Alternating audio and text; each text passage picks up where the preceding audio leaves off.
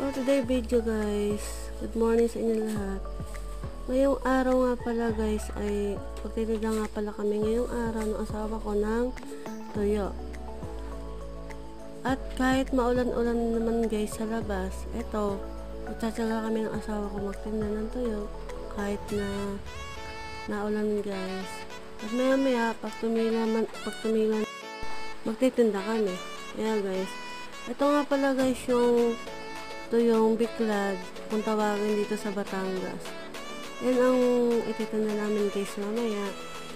35 pesos nga lang palang bawat isang plastic niyan. Sa pala guys, salamat nga pala sa mga nanonood at salamat nga pala sa inyo guys sa mga nanonood at nasuporta sa amin ng asawa ko. Thank you. Bye bye.